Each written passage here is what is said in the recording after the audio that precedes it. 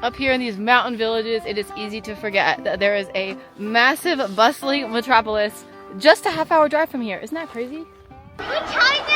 It costs 800 renminbi for 1 hour in this contraption.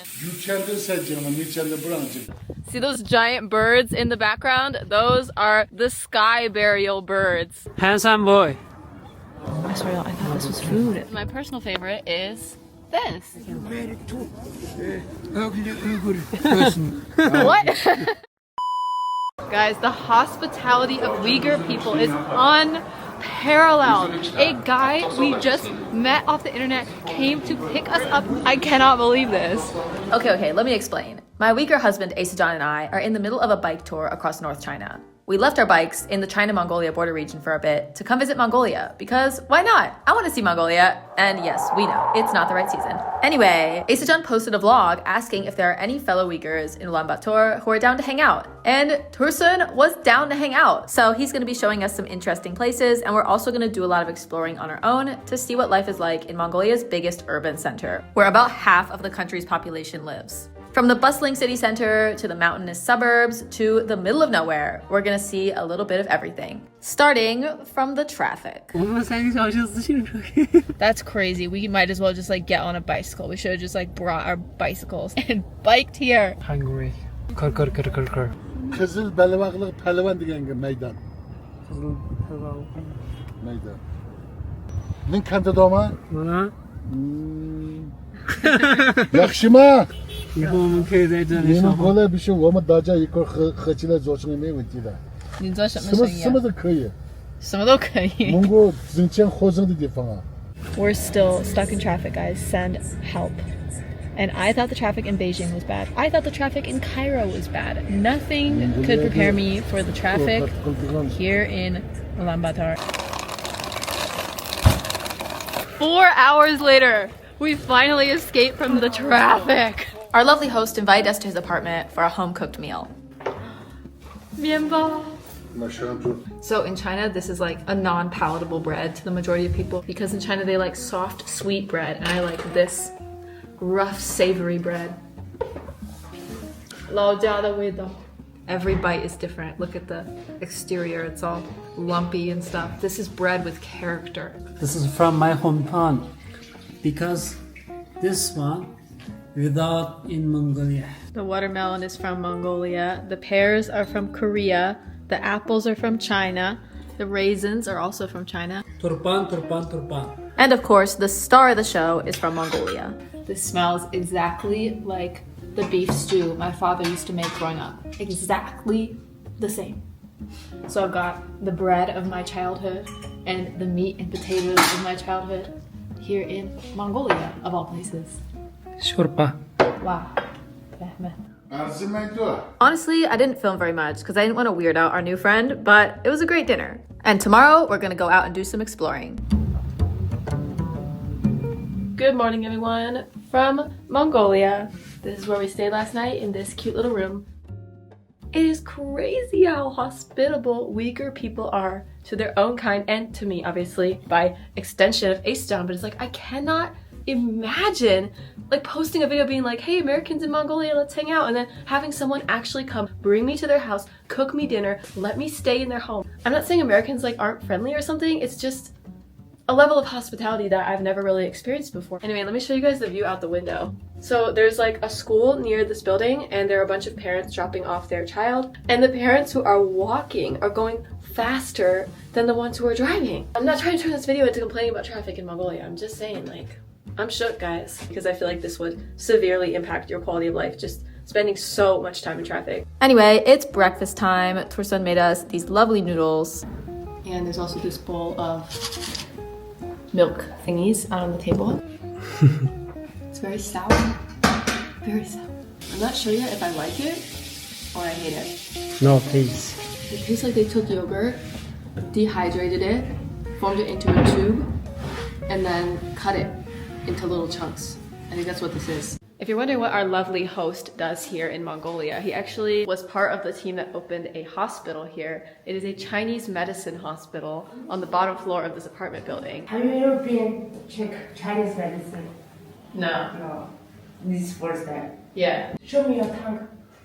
Okay. You have good head, but you have only one problem is low iron. Oh, how do you know? You don't. I see your face and your finger, and I'm touching this. Oh. Yeah, lower iron. We've actually never been to a Chinese medicine doctor before, but now here in Mongolia, the opportunity has dropped itself into our lap. Check this.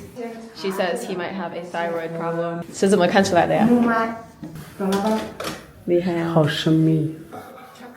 Get a checkup, receive a gift. It's chocolate, which I feel like is an interesting choice for a hospital. All right, guys, the moment you've all been waiting for. We are finally out and about. The sun is raging. Here's the local school. There are crossing guards at all the streets to help the children get across during the noon break. Very nice. Very nice. The children have graffitied the heck out of this gazebo thing.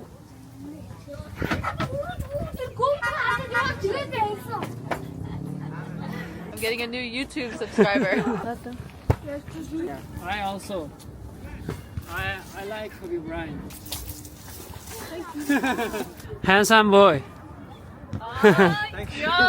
Beautiful girl. Asa John is getting as much English practice in as possible during our brief stay in Mongolia. The traditional Mongolian script is making a comeback, people. It's coming back. Asa John's people actually created that script for them, which is pretty cool. But because of the Soviet influence, they changed to a Cyrillic script. And now in recent years, they're like, wait a minute, we have our own thing. We don't have to use that thing that everybody else is using. We can use our own thing. So the traditional Mongolian script is slowly making a comeback. I'm from China. China? Yes, I know. You're China. Mongolia. I very like Mongolia. Oh, very nice. Yeah, good job. See you. See you. Bye bye.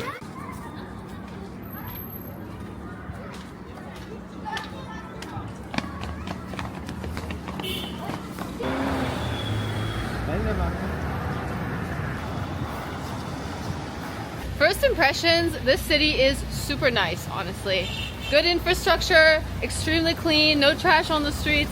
There are a lot of colorful buildings here. And the architecture is a mixture of Eastern, Western, and Tibetan Buddhism meets Mongolian yurt. The main religion in Mongolia is Tibetan Buddhism, so we saw a lot of prayer wheels and cool temples throughout our stay in Ulaanbaatar. It's a temple inside of a gigantic concrete yurt. How cool is that?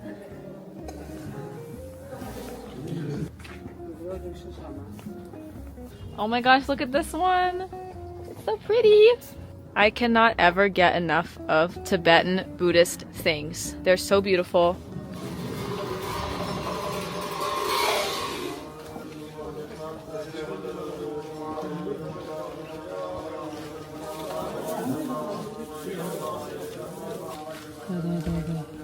So there's a little basket coming around, like how you give alms in a Christian church. Here they're giving food to the monks. I totally would have brought some food if I'd known, but oh well.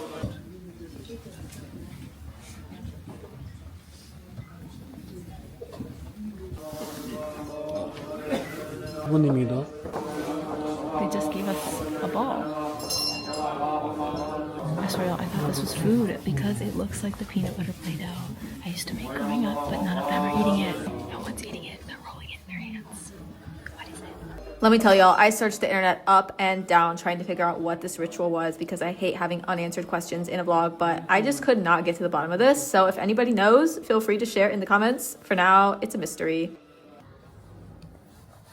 We don't know what to do with these balls. 你的这个东西 YouTube 放吗？放呀。当然放。전 세계들은 캔디 멕시코 안 돼. Hot milk with chunks of some sort of meat. I'm not gonna lie, guys, this is really just like not my thing, but Asa John likes it. And speaking of things that Asa John likes, it is time for our visit to the Genghis Khan Plaza. Look who is behind me. None other than the one and only Genghis Khan. He is everywhere, guys. Statues, posters, even the country's banknotes have his face on them. The legacy lives on. And John is jealous that some people get the honor of going up the stairs and standing at his feet, but not everyone. They have a list of names. If you're on it, you can go up. If you're not on it, stand below like a plebe.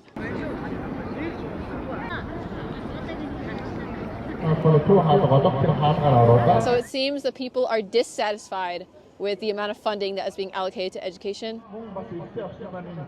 Y'all know that meme about how Western men are obsessed with the Roman Empire? Well, for Uyghurs, and I'm sure Mongolians, it's not the Roman Empire, it's Genghis Khan. John is so obsessed with him. He's just like, oh, I want to take a video from this angle. Oh, I want to look from that angle. Oh, I want to try and go up the stairs. Oh, the security guard says no. Okay, well, I guess I'll just photograph him from this angle and this angle and this angle. And we've been here for an hour! I cannot wrap my head around this level of obsession with anything, actually. But yeah, John loves him. And there's also a Genghis Khan museum here.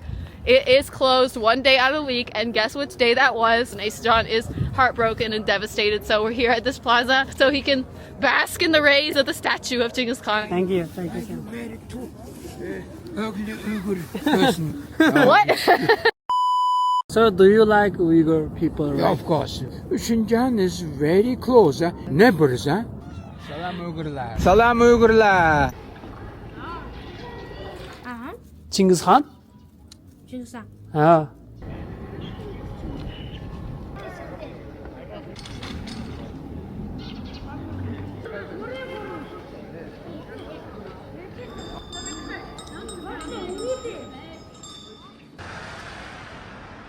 Vegetable market sighting.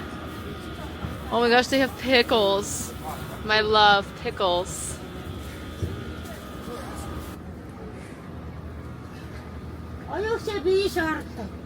Gigantic yogurt vats. It is now evening rush hour here in Ulaanbaatar. There are so many people just walking because the road is so slow. I mean, look at this.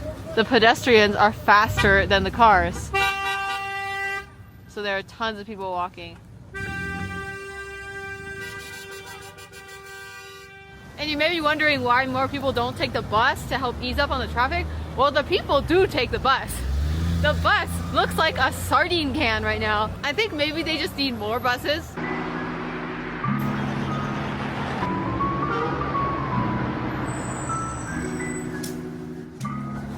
Finally, an ad for a local food product.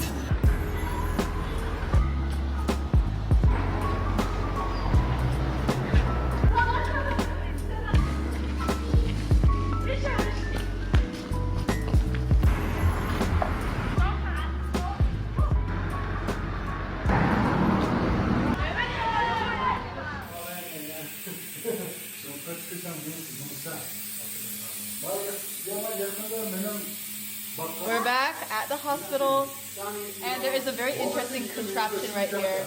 It looks like one of those polio iron lung things, but you know, I don't know what this is, honestly.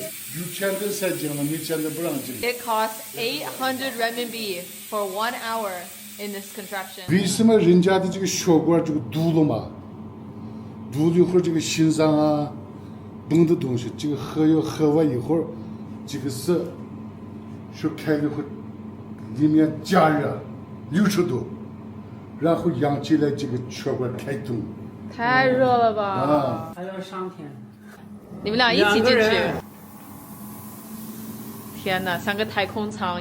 Good morning, guys, from Mongolia.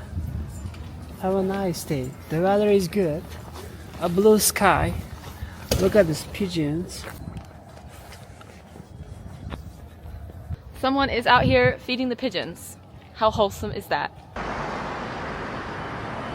This place we're in right now is the last frontier of urban Ulaanbaatar before you get into the suburbs and into the villages.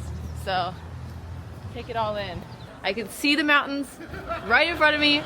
So excited to see something a little different, you know? Because city life kind of starts to feel the same no matter where you are in the world.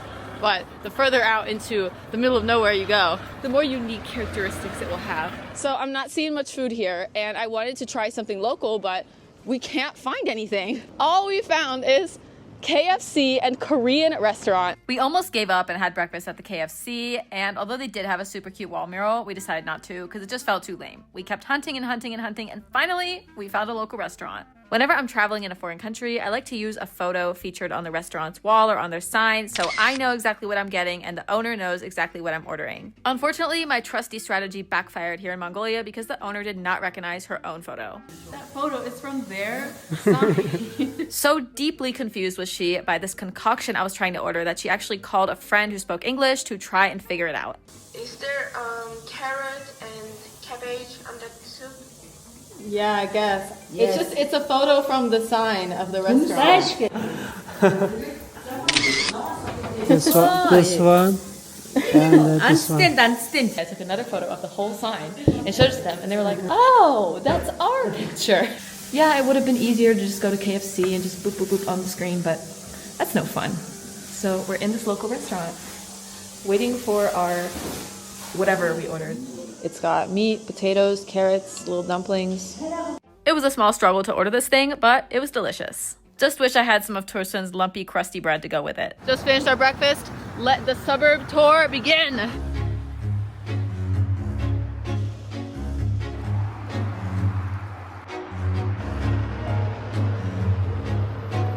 Even out here in the suburbs, the love of the Mongolian people for karaoke is still as strong as ever. The apartment buildings that had once been in the background of the main street slowly gave way to an array of colorful houses, tall wooden fences, and yard yurts. These traditional style Mongolian dwellings are usually associated with a nomadic life out in the vast grasslands. While that's still the case for about 30% of the population, most of Mongolia is actually settled, but they still love their yurts. It serves as the family's living room, and pretty much every home with a yard has a yurt. Yurts are also a common feature of temples in Mongolia, and of course, so is Genghis Khan. Usually they put some sort of like Buddhist deity on these things, but this one is Genghis Khan. How much more Mongolian can you get than that? Wow, 塞，这狗好凶呀。There is the main urban section of Ulaanbaatar that we were in yesterday, and now we've come all the way out here. Although the neighborhoods themselves feel a lot like a giant village, the endless array of karaoke spots, the schools, the supermarkets, all feel very similar to what you'd see in the city center.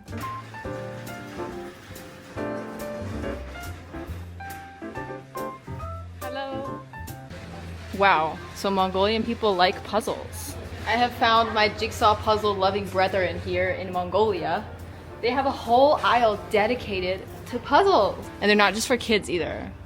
Here's a little bakery.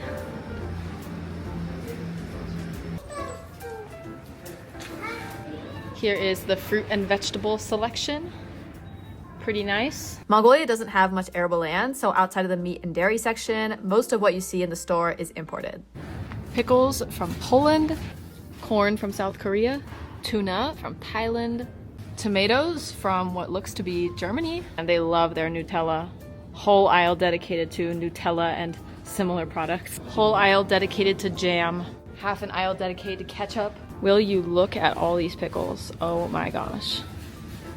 Heaven on earth. In case you didn't get your pickle fix in the dedicated pickle aisle, you can find more pickles here. Not gonna lie, y'all, I spent a ridiculous amount of time in this grocery store, but it was fascinating. Heading through a suburban shopping center. There are a bunch of little food trucks over here. Let's see what food trucks they have available in the suburbs of Ulaanbaatar. We have this handsome manga boy crispy chicken truck. We have this pancake looking thing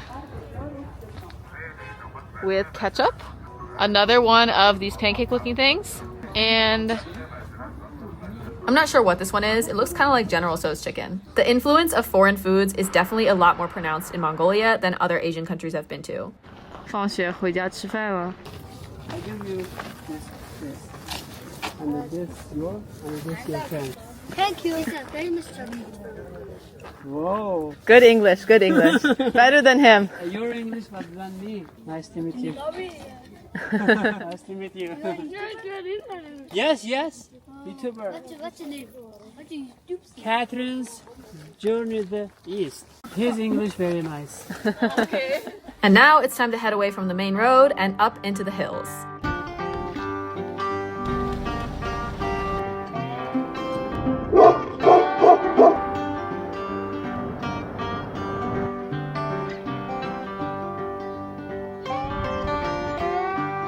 Up here in these mountain villages, it is easy to forget that there is a massive, bustling metropolis just a half-hour drive from here. Isn't that crazy?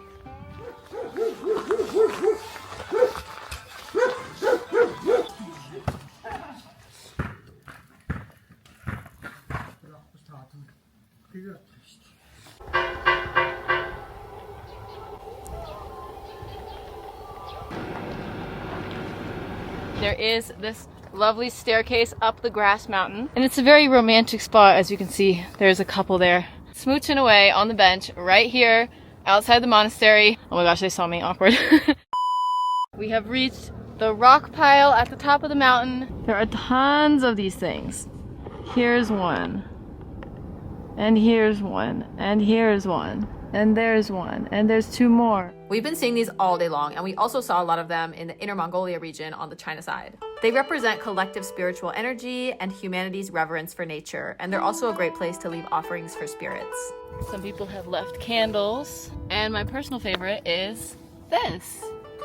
Look at this.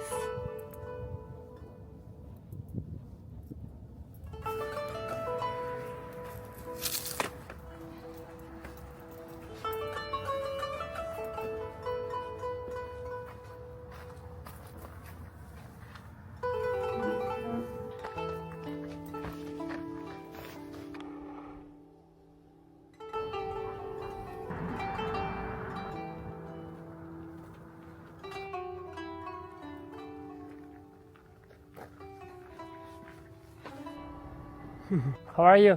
Hello,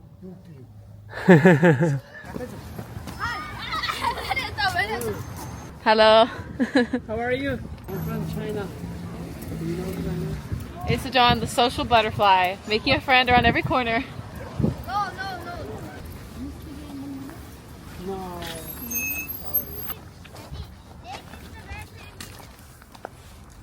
They're giving out little snacks to everyone as they leave the school. How cute!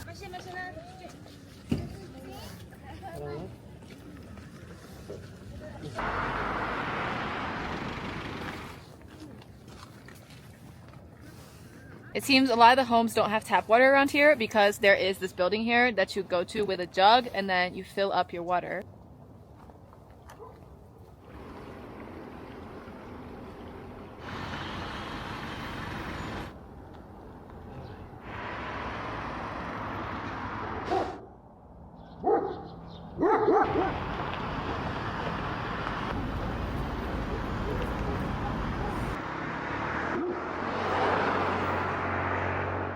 How much dollar?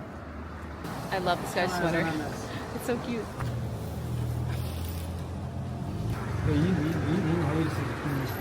Some really interesting graffiti on the walls around here.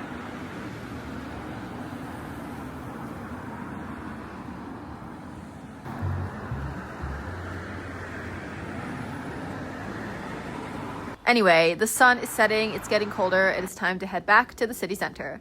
We are on the bus. We just jumped on because it was going in the same direction we're going. And Isam tried to ask the driver how much. Everybody else has a card. So Isam put out this giant wad of cash and is like trying to count it, and the driver's just like...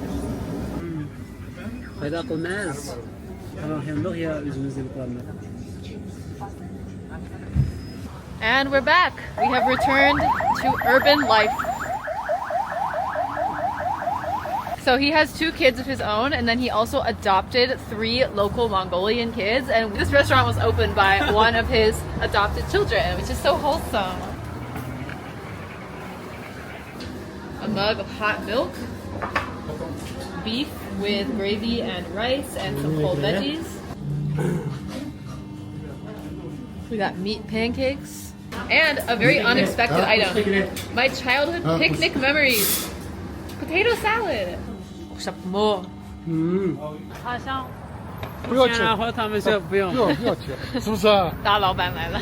So I asked him, which one is your adopted daughter of all the people working there? And he was like, she owns 5 restaurants. She's got 20 staff working for her. So I don't know, she's in like a penthouse right now or something. So she's not in there. But it was nice to try her restaurant's food. It was really good. 他分了很多的分店。果然是企业家的孩子。The next day was our very last day in Mongolia, and Torsten took us on a little adventure. We are going out into the middle of nowhere to see the Genghis Khan statue because Isejan still has not seen enough Genghis Khan statues. He needs more. As you can see, the sun has not even risen. This is literally the only way to escape the traffic here, is to leave at this ungodly hour. I look sad.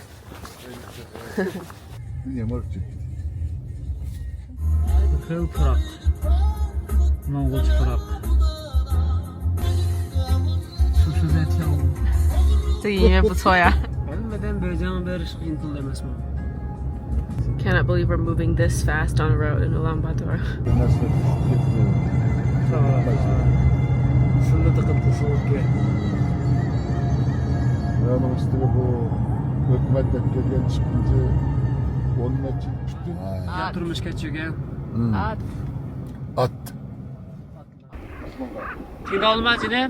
See those giant birds in the background? Those are the sky burial birds.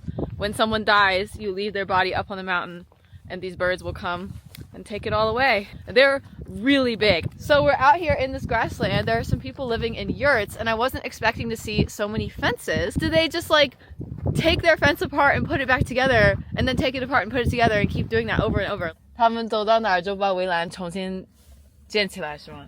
Yeah, I found the yurt fence combination very fascinating.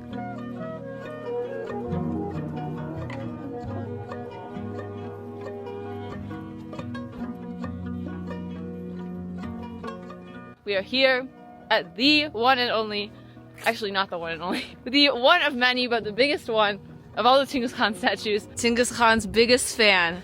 Are you happy? Yes. It's my first time came to Mongolia.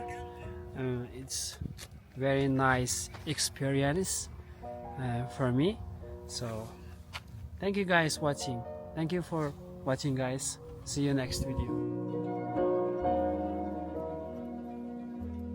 Okay, so we were here at kind of a weird time of year, but we really enjoyed our stay in Ulaanbaatar anyway. We met so many friendly people, saw so many beautiful temples, wandered in so many interesting neighborhoods, and of course we are endlessly grateful to our lovely host Torsten for making our stay even better. Hope you guys enjoyed this tour of Ulaanbaatar, where half of Mongolia's population is fit into a teeny space that is less than 1% of the territory. Honestly, we did not get enough of Mongolia, and we want to explore some more remote regions of the country next year after our bike tour ends, so stay tuned for that. And in the upcoming vlog, we'll be getting back on our bikes and heading to Hebei province. Hope you'll be joining us. See you guys next time.